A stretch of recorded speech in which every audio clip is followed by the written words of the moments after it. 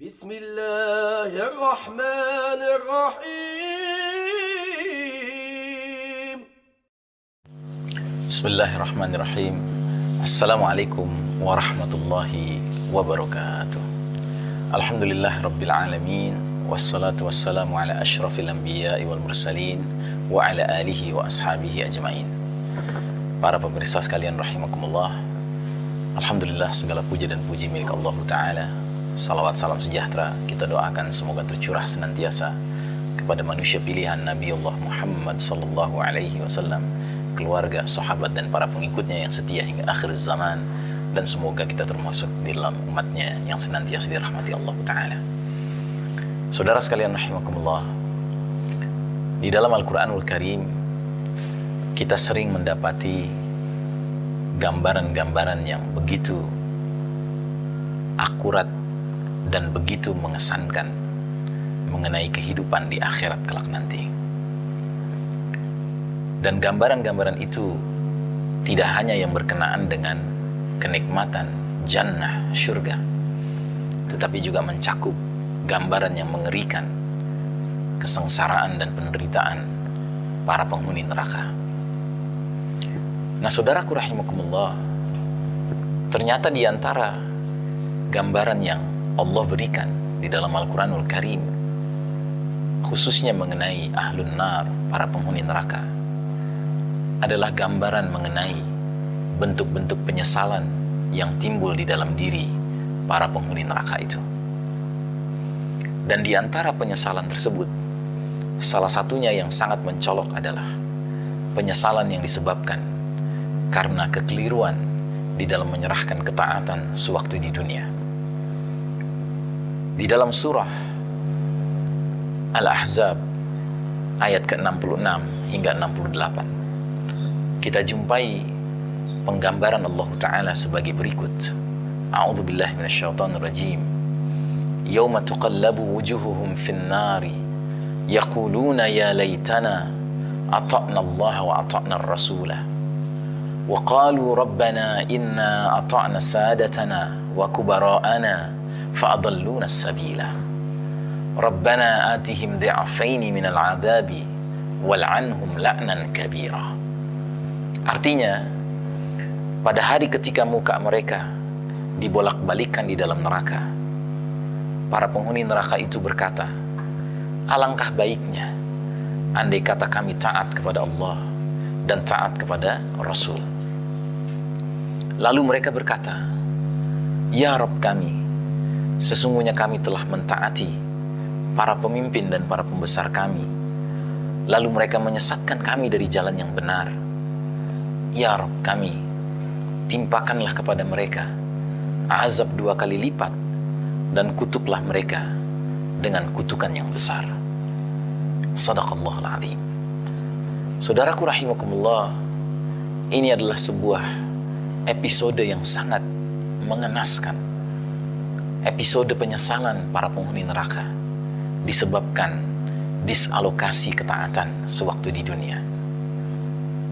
Jadi para penghuni neraka setelah sampai di neraka baru menyadari bahwa mereka sewaktu di dunia telah ditipu dan tertipu oleh para pemimpin dan para pembesar yang mereka taati, yang mana para pemimpin dan para pembesar itu ternyata tidak mengajak mereka untuk mentaati Allah dan Rasulnya. Oleh karenanya saudaraku rahimakumullah, urusan ketaatan ini bukanlah urusan yang kita boleh anggap ringan.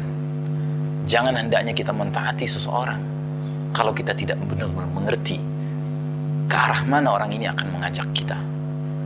Oleh karenanya saudaraku rahimakumullah, di dalam Al-Quranul Karim Allah Subhanahu wa Ta'ala menggambarkan bahwasanya orang-orang yang di atas siratal mustaqim hanyalah orang-orang yang mentaati Allah dan Rasulnya. Wa may yuti'illah wa rasulahu faulaika ma'al ladzina an'ama Allahu 'alaihim. Maka barang siapa yang taat kepada Allah dan Rasulnya, maka mereka itulah orang-orang yang mendapat nikmat karena menempuh jalan yang lurus. Mereka akan bersama an-nabiyyin, para nabi-nabi, as-siddiqin, orang-orang yang jujur yang benar, as-siddiqin, asy-syuhada, orang-orang yang syahid, menemui kematian di jalan Allah Subhanahu wa taala dalam jihad fisabilillah, was-salihin, dan orang-orang yang saleh, orang-orang yang rendah hati, orang-orang yang cinta beribadah, cinta mentaati Allah taala, cinta beramal saleh sebanyak-banyaknya. Faulaika fahasuna ulaika rafiqa. Mereka itulah teman-teman, sahabat-sahabat yang paling baik. Nah, jadi saudaraku rahimakumullah, hendaknya kita senantiasa mengevaluasi siapakah yang kita taati. Benarkah yang kita taati itu orang yang akan mengajak kita kepada ketaatan akan Allah dan Rasulnya? Atau jangan-jangan orang itu hanya mengajak kita untuk mentaati sesuatu berdasarkan hawa nafsunya, berdasarkan keinginannya. Sebab seringkali ada sebuah ayat yang kemudian dijadikan bahan eksploitasi para pemimpin dan para pembesar, khususnya di kalangan umat Islam, yaitu ayat yang menyebut-nyebut tentang ulil amri minkum, yaitu surat An-Nisa ayat 59. Allah Ta'ala berfirman, ya ayyuhalladzina amanu ati'ullaha wa ati'ur rasul wa ulil amri minkum. Hai orang-orang yang beriman, taatilah Allah dan taatilah Rasul dan para pemimpin di antara kalian. Saudaraku rahimakumullah, ayat ini adalah ayat yang paling suka disalahgunakan oleh para pemimpin-pemimpin dan pembesar-pembesar yang sesungguhnya jauh dari Allah dan Rasulnya, kemudian menuntut ketaatan umat berlandaskan kenyataan bahwa dirinya adalah ulil amri minkum, para pemimpin di antara orang-orang beriman, kata mereka. Padahal coba kita perhatikan ayat ini secara lebih lengkap. Said Hawa, seorang ulama Suriah rahimahullah, ketika menafsirkan ayat ini mencatat bahwa di depan kata Allah, di depan kata Rasul ada kata ati'u, taatilah. Tetapi di depan kata ulil amri minkum tidak ada kata ati'u. Sehingga kata Said Hawa, ati'u di depan Allah dan di depan Rasul menggambarkan bahwasanya ketaatan kita kepada Allah dan Rasulnya bersifat mutlak, tidak perlu dipertanyakan lagi, harus bila syakin wala raibin, tanpa keraguan dan kebimbangan. Adapun ketaatan kita kepada ulil amri minkum, manusia yang kebetulan menjadi pemimpin di tengah masyarakat, adalah ketaatan yang bersyarat. Dan syaratnya itu di dalam ayat ini pun ditemukan. Kelanjutan dari ayat itu menyatakan, fa in tanaza'tum fi syai'in farudduhu ila Allahi war rasuli in kuntum tu'minuna billahi wal yaumil akhir. Dan jika kalian berselisih pendapat tentang sesuatu, kembalikanlah urusannya kepada Allah dan Rasulnya jika kalian beriman kepada Allah dan hari akhir. Dzalika khairun wa ahsanu ta'wila. Yang demikian itu lebih utama bagimu dan lebih baik akibatnya. Jadi saudaraku rahimakumullah, di dalam ayat ini pun sudah dijelaskan bahwa ulil amri minkum hanya pantas untuk mendapatkan ketaatan dari rakyat dan para pengikutnya bila mana dalam semua perkara, jika dia menghadapi perbedaan pandangan, perselisihan pendapat, selalu merujuk hanya kepada Al-Quran dan Sunnah. Sedangkan saudaraku rahimakumullah, kita harus jujur bahwa berbagai sistem kenegaraan yang ada di dunia dewasa ini, baik itu di negeri kaum kafirin maupun negeri kaum muslimin, tidak satu pun yang secara jelas tegas menyatakan bahwa pemimpin di negeri itu diharuskan bila mana ada perbedaan pendapat mengembalikan urusan kepada Allah dan Rasulnya, kepada Al-Quran dan Sunnah.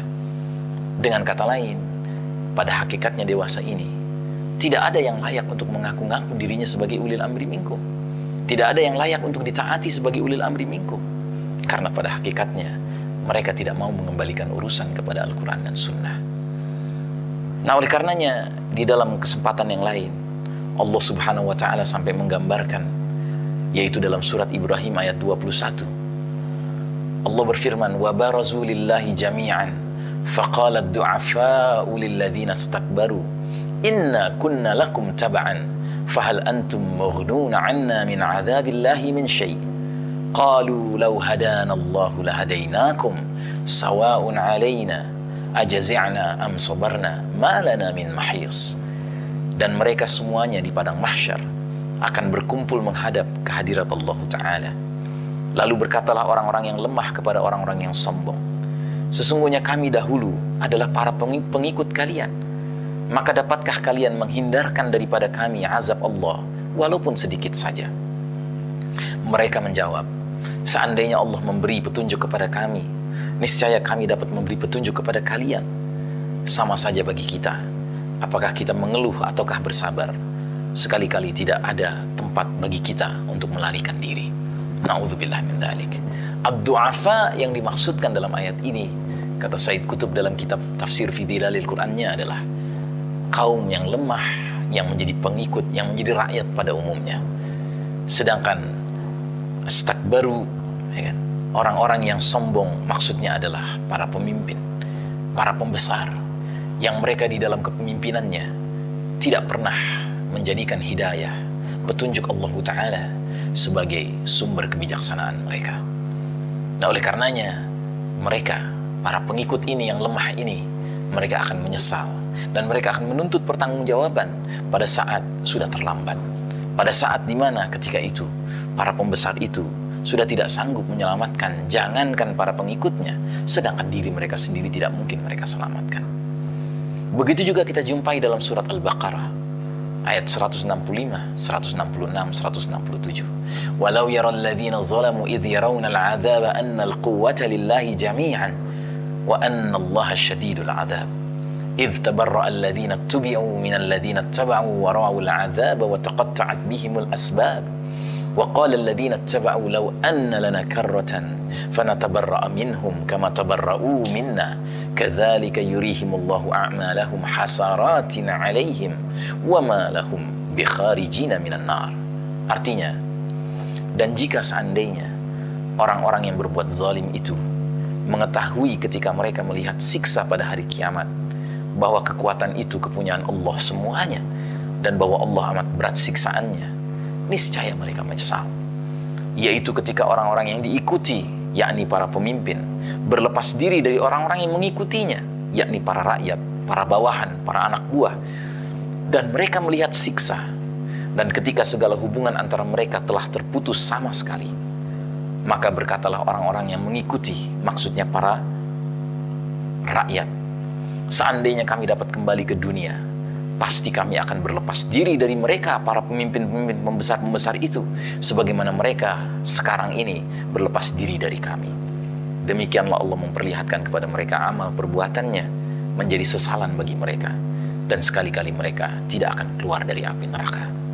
Saudaraku rahimakumullah, taat kepada pemimpin, taat kepada atasan, taat kepada orang tua itu wajib, tetapi dengan syarat selagi pimpinan kita, atasan kita, orang tua kita online dengan Allah dan Rasulnya. Selagi mereka online dengan Allah dan Rasulnya, wajib kita mentaati mereka. Tidak ada alasan tidak mentaati mereka. Tapi begitu mereka sudah meninggalkan Allah dan Rasulnya, tentunya Allah dan Rasulnya lebih utama kita dahulukan. Kenapa? Karena kita tidak ingin menyesal di akhirat kelak nanti. Semoga saudaraku, kita adalah orang-orang yang cerdas untuk menyesal di dunia selagi masih ada kesempatan untuk bertaubat dan merubah langkah-langkah hidup kita, daripada kita menyesal di akhirat nanti ketika siksa sudah mendominasi, sudah mewarnai, meliputi kita semua. Wa na'udzubillah min dzalik, termasuk para pembesar dan pengikut yang khianat itu. Saudaraku, sampai jumpa kembali. Wassalamualaikum warahmatullahi wabarakatuh.